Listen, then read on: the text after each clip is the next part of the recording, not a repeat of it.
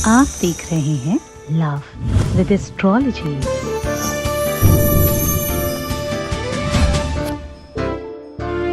नमस्कार, मैं हूं आचार्य सतीश अवस्थी और आपका बहुत स्वागत करता हूं लव विद एस्ट्रोलॉजी में। लव विद एस्ट्रोलॉजी आपकी अपनी लाइफ को कंप्लीट करने का एक अद्भुत साधन है। लव विद एस्ट्रोलॉजी में हम रोज प्यार में, रिलेशनशिप में, शादीशुदा जीवन में, वैवाहिक लाइफ में या विवाह के योग के लिए नए नए उपायों के साथ आपके सामने हाजिर होते हैं। हम रोजमर्रा की लाइफ को पूरी तरह से सुव्यवस्थित करके आपके जीवन में प्यार भरने का काम करते हैं।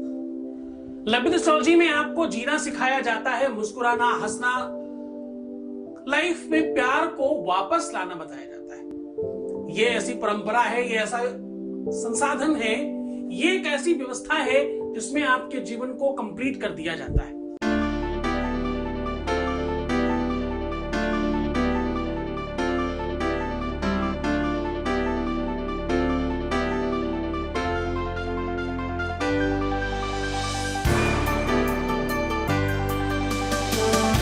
आप देख रहे हैं लव विद एस्ट्रोलॉजी।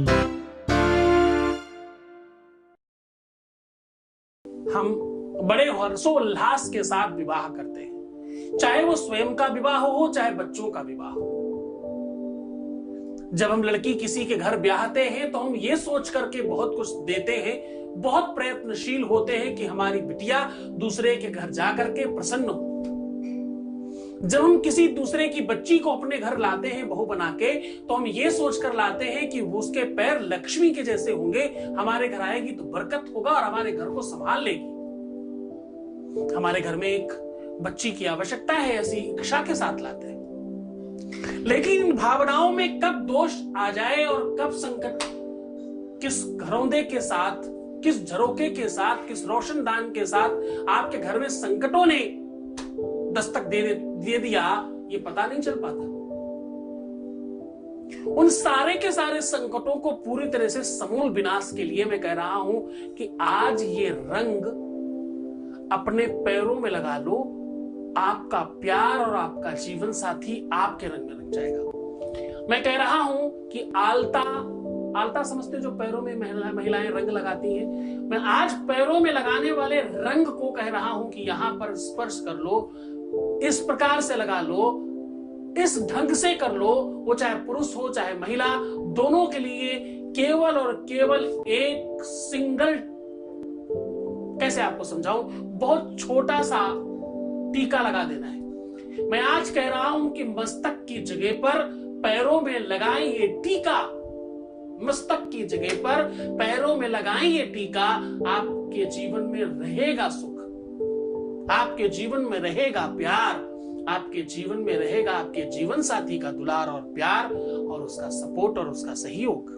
अगर आपके जीवन साथी का प्यार, आपके लवर का, आपके प्रेमी का, आपकी प्रेमिका का, आपके जो भी पार्टनर की बात आप समझते हो, जिस भी भाषा को आप समझते हो, क्योंकि मुझे ऐसा लगता है कि जब आप दो लोग एक हो जाते हो तो गंधर्व विवाह तो उसी समय हो जाता है। शादी के फेरे लेना और सिंदूर डालना वो सिर्फ और सिर्फ एक औपचारिकता मात्र है। सच्चा जीवन साथी तो वही है जिसको तुम दिल के अंदर रख के बैठे हो, जिसको तुमने अपना मान लिया है। मैं कह रहा हूं कि अपने जीवन साथी को अपना बनाने का एक विधान आज लेकर के हाजिर हो। विवाह विश्व का, मैंने बहुत बार कहा है कि सबसे बड़ा इवेंट है। विवाह एक ऐसा इवेंट है जिसके बाद ही यह संपूर्ण विश्व का निर्माण होगा।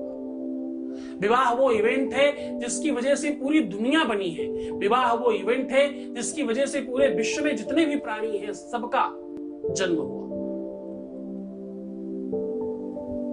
विवाह वो संसर्ग है जिसकी वजह से प्रकृति के कार्य में हम सब सहायक हो पाते हैं। लेकिन इस सहायता में अगर प्रेम साथ में हो, अगर स्नेह साथ में हो, तो ये सहायता जीवन का आनंद बन जाती है। ये कार्य आनंददायक होता है और सुकून मिलता है, सुख प्राप्त होता है।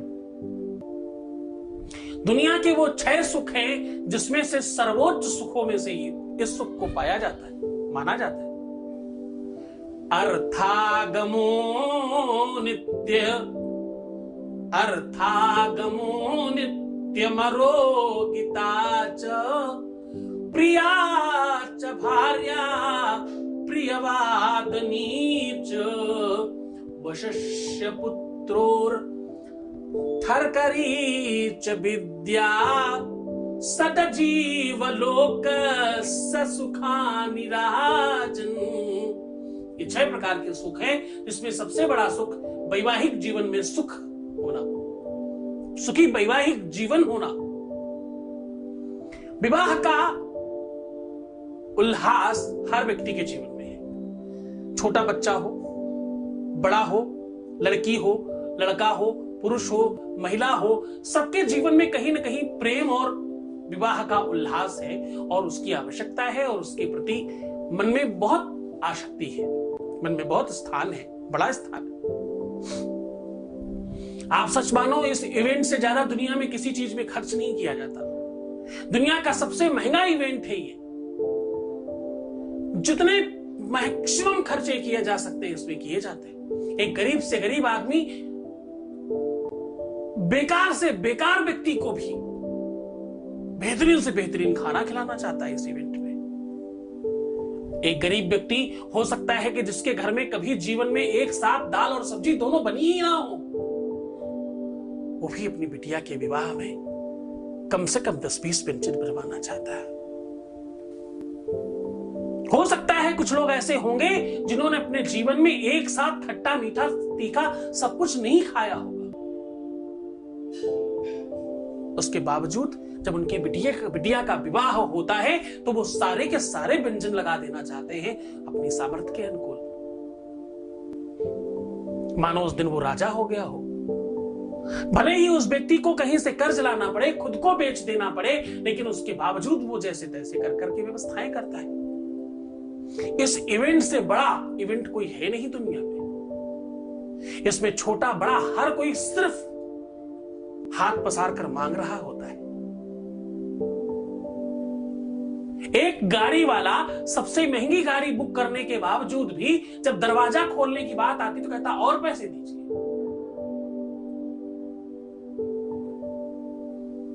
एक बैंड बाजे वाला खूब सारे पैसे लेने के बावजूद जिस समय वो बजा रहा होता उसके बाद उसको निछावर पिछावर और पता नहीं क्या क्या क्या क्या और पैसे चाहिए। हर कोई सिर्फ लाओ लाओ लाओ कर रहा होता है इस इवेंट में। इस इवेंट में पूरी की पूरी जितनी भी जनता है सब खींच रहे होते हैं, सिर्फ ले रहे होते हैं। इतने सबके बावजूद भी अगर जीवन में सुख ना आया तो जरा सोचना कि इस इवेंट का वास्तविक क्या मतलब बचा है और कौन क्या वापस कर देगा इसके बाद। ये बहुत बड़ी विडंबना है भारतवर्ष की। ये दानों में सर्वोच्च दान है, इससे बड़ा दान बना ही नहीं। कन्यादान विश्व का सबसे महत्वपूर्ण सबसे बड़ा दान है भाई, इससे बड़ा कोई दान नहीं। पर इस दान करने के बावजूद भी अगर बिटिया सुखी ना हो तो सोचो उस दान करने वाले व्यक्ति के जीवन में क्या बीतेगी।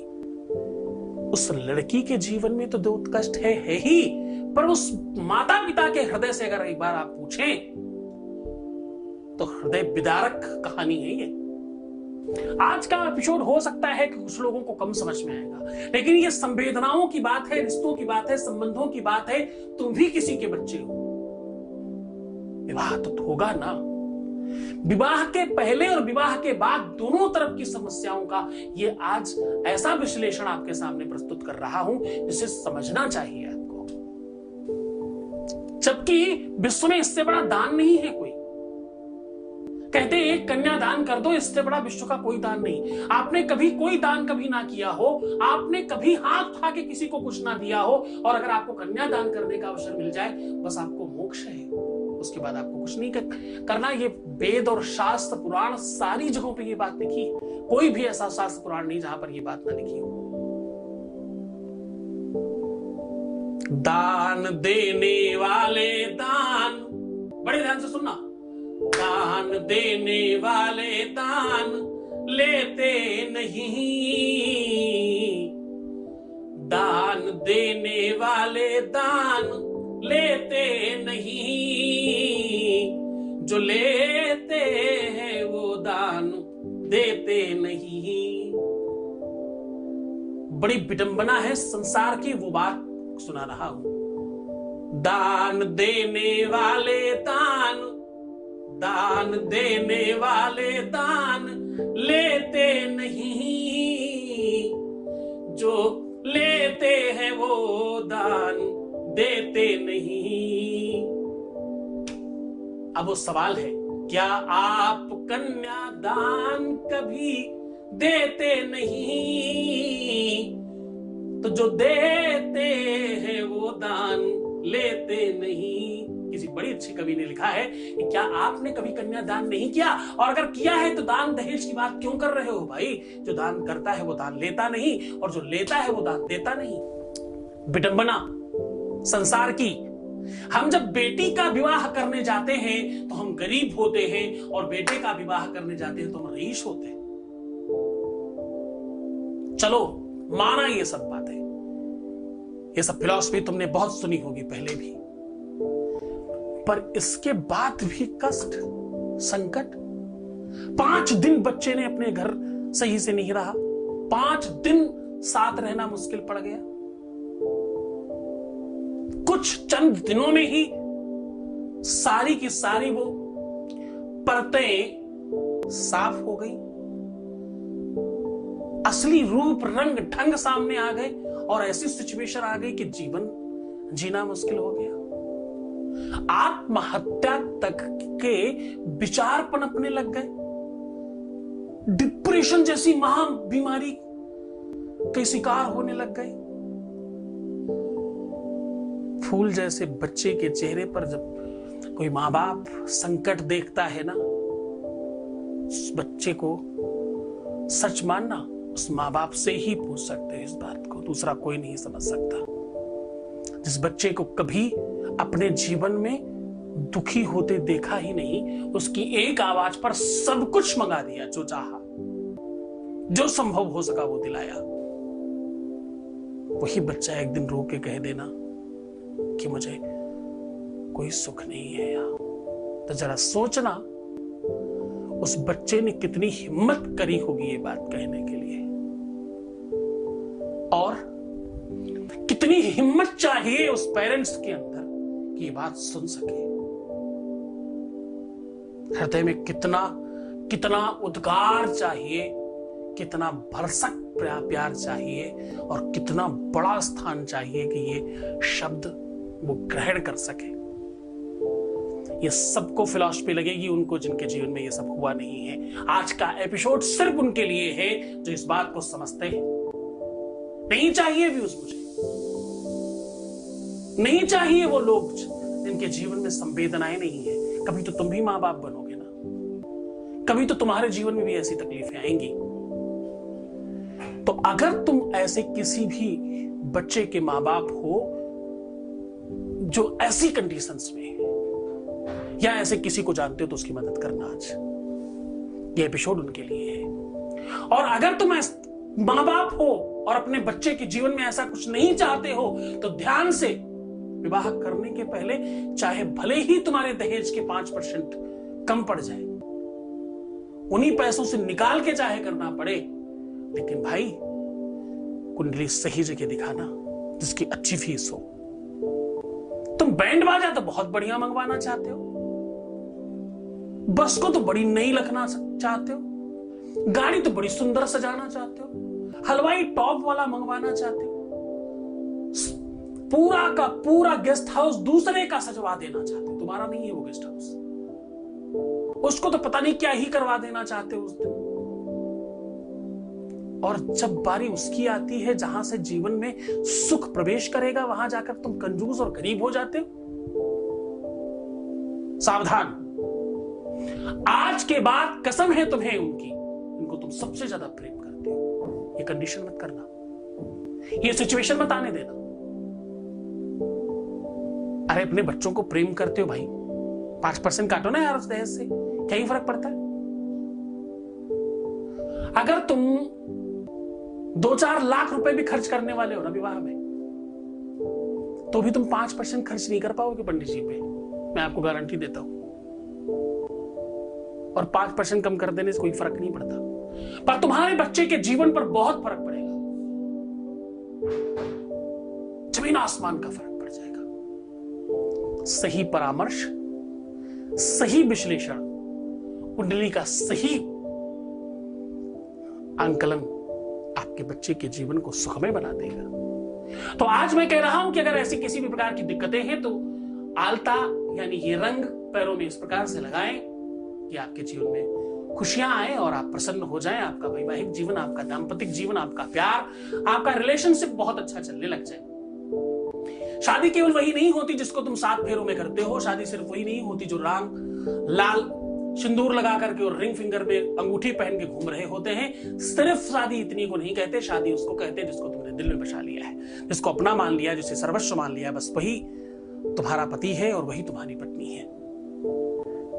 तो आज तुम सब सेलिब्रेट करो इस एपिसोड को और इस एपिसोड को बेहतर तरीके से उन सब तक पहुंचाना। पहली बार कह रहा हूं, उन सब तक पहुंचाना जिनके जीवन में तुम्हें संदेह है कि तकलीफ हो सकती है या होने की संभावना है या वो पीड़ित है। कुछ और नहीं तो कम से कम ये एपिसोड तो जरूर पहुंचाओ उन तक। बाकी उनकी मनसा और उनके चिंतन पर छोड़ देना, सब कुछ वो खुद सोचेंगे, अच्छा लगेगा तुम्हें। तो सीधा उपाय की ओर लेकर के चलते हैं। करना सिर्फ इतना है कि आपको आलता लाना है और आलता का लगाना है भोग। भोग कैसे लगता है? किसी भी देवी मंदिर में या अपने ही घर में किसी देवी जी के सामने आलता रख देना और उनको थोड़ा सा टच कर देना, बस वो भोग लग गया समझ लो। उसके बावजूद लड़कियां अपने पूरे पैरों में लगा सकती हैं। आपको लड़कियों को अपने लेफ्ट पैर में पहले लगाना है, बाकी राइट में लगाएं ना लगाएं, पूरा करने के लिए एक जैसा अच्छा दिखे, इसलिए आप दोनों में भी लगा सकती हैं। लड़कों को केवल अंगूठा और पहली उंगली के बीच में जरा सा टच कर लेना है। पैर के अंगूठे और पहली उंगली के बीचों बीच जरा सा टच कर देना है, केवल सिर्फ इतना करना है। लड़कों को राइट में, लड़कियों को लेफ्ट में लगाना बहुत आवश्यक है। लड़कियां दोनों में भी लगा सकती हैं, उनके लिए श्रृंगार का काम है। लड़कों के लिए श्रृंगार का काम नहीं, इसलिए सिर्फ अंगूठे और पैर की बात कर रहा हूं। पैर के अंगूठे और पहली उंगली के बीचों बीच लगा देना है केवल, पर भोग लगा के लगाना है और इस मान्यता के साथ लगाना है। क्या क्या क्या मान्यता के साथ? इस मान्यता के साथ लगाना है कि हमें हमारा वैवाहिक जीवन, जिसको हम प्रेम करते हैं, मैंने कहा नहीं कि शादी केवल सिंदूर के बाद नहीं होती, शादी जिसको हम दिल से मान लेते हैं वो हमारा वैवाहिक जीवन है, उसके साथ वो हमारा पति है, हमारी पत्नी है ना। तो हमारा वैवाहिक जीवन सुखमय चले, हम इनके साथ ही 7 जन्मों तक रहें, ऐसा आशीर्वाद मांगना देवी से। देहि सौभाग्यम आरोग्यम देहि में परमम सुखम रूपम देहि जयम देहि यशो देहि दिशो जहि, ऐसा प्रार्थना करना, बस आपका काम हो जाएगा। बहुत बहुत धन्यवाद, बहुत आशीर्वाद। शुक्रवार, सोमवार, गुरुवार ज्यादा काम करता है, करने के लिए किसी भी दिन उपाय को किया जा सकता है। पूरी श्रद्धा विश्वास के साथ करना, गुरु का आदेश, इष्ट की शक्ति दोनों की नीड होगी। आदेश लेना अपने गुरु का, उसके बगैर काम थोड़ा कम बनता है। मुस्कुराना, सुंदर बनना, खुश रहने की कोशिश करना और हाँ, बेहतर बने रहो ताकि तुम्हारा काम जल्दी हो जाए। उपाय के प्रति श्रद्धा विश्वास रखना, जितनी श्रद्धा से, जितने विश्वास के साथ। विश्वास कहने की चीज नहीं है, जगाने की चीज है। अपने अंदर जगाओ ना, अच्छे बनो ना, तुम ठीक हो जाओ ना। तुम्हें छोड़कर जा रहा हूं गलियों में, पगडंडियों में, ख्यालों में, विचारों में, भाई जहां सिर्फ और सिर्फ प्रेम है। बहुत ध्यान रखना अपना। ओम नमः शिवाय।